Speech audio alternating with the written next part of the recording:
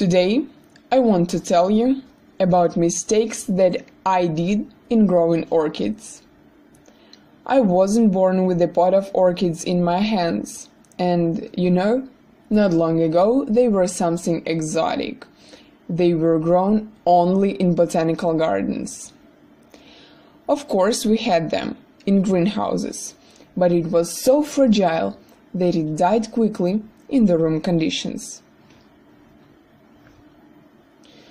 Now, thanks to the progress and plant breeders, there is lots of programs increasing which allows us to grow hybrids of orchids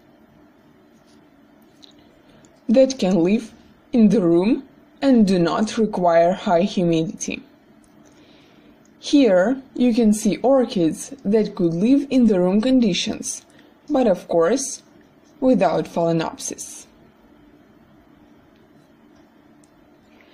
So, let's start.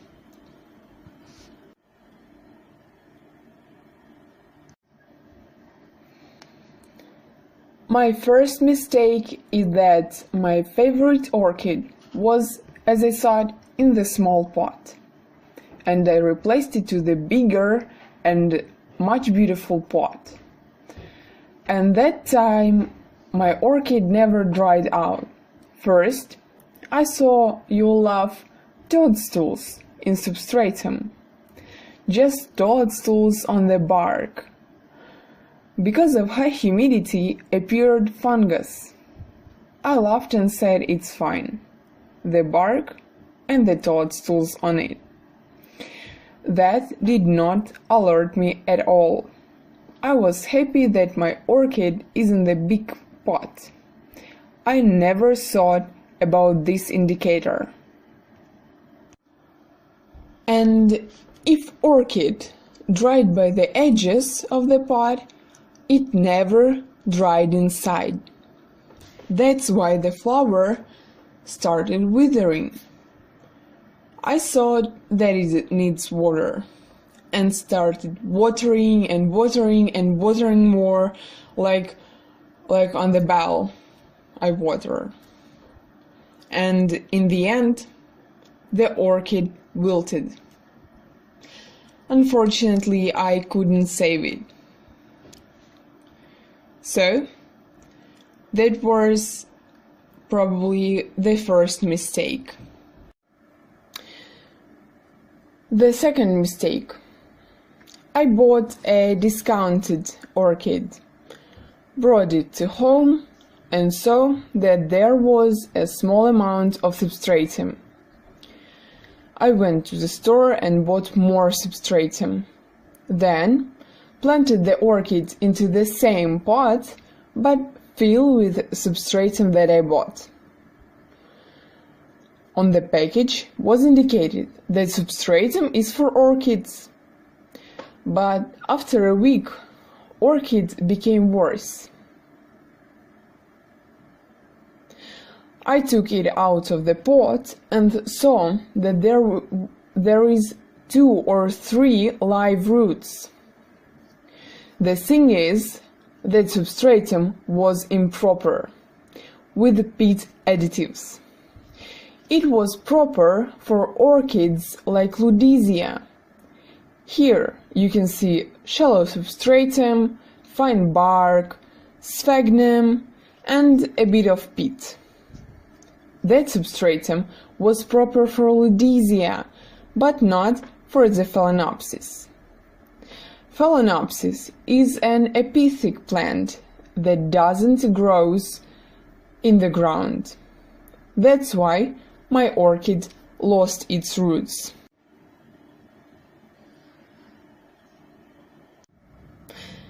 One more mistake. I was gifted by a little orchid. It was planted in the ground. I went from home for all day for work and left her alone. So it doesn't lose water, I put a cap made of cellophane. There was summer, and when I came back, I saw that the flower was literally boiled under the cap. That means that there was very, very high humidity. If it would be opened, the water would evaporate from the pot and leaves.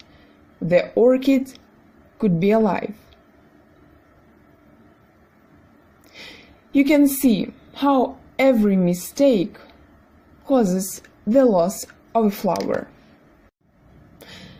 One more mistake. I was gifted by a little orchid. It was planted in the ground. I went from home for all day for work and left her alone. So it doesn't lose water, I put a cap made of cellophane. There was summer, and when I came back, I saw that the flower was literally boiled under the cap. That means that there was very, very high humidity. If it would be opened, the water would evaporate from the pot and leaves. The orchid could be alive. You can see how every mistake causes the loss of a flower.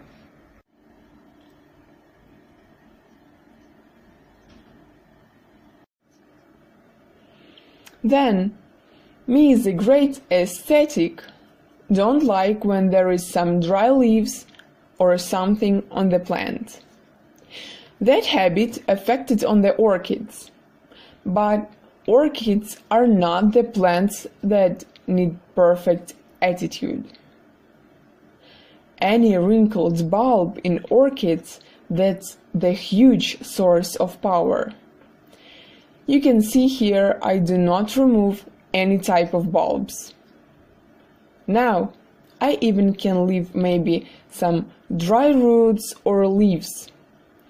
You should understand that the plant still gets the power from yellow drying leaves, especially from the bulb.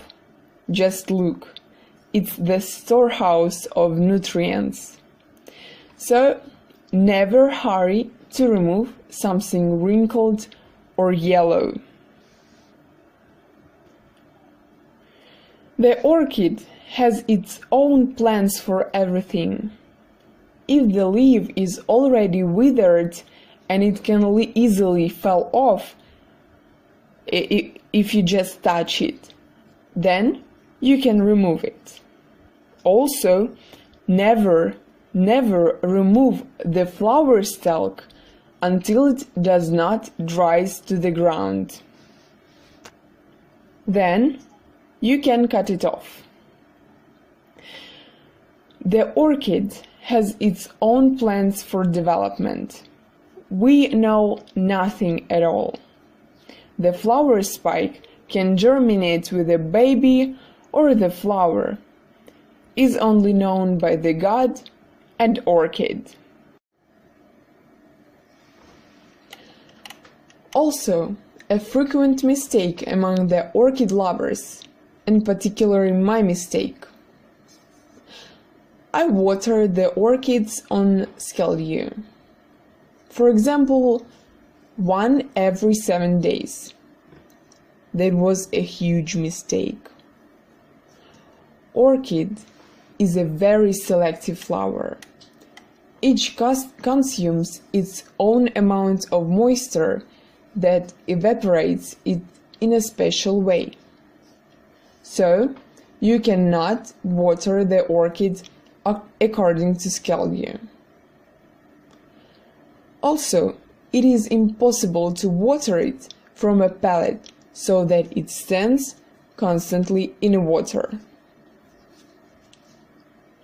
And another very common mistake that I also allowed is fertilizing orchids. Excessive fertilizing is very dangerous for orchids. What I did exactly? I fertilized the orchid when it bloomed, and the flowers quickly dried. and cease to bloom. Of course, orchids can be fertilized, but I think that the best thing for fertilizing the orchid is a bright, diffused light and good photosynthesis in the light. So be careful with fertilizers. You better plan them and do not get carried away. Also, the orchid blooms very badly or almost does not bloom if you put it in the shade. There it simply increases the tops and you will not see the flowering. And of course, if you put it in a very bright light, an orchid can get sunburn on the leaves. But this is just very easy to fight. It's enough to shade the orchid.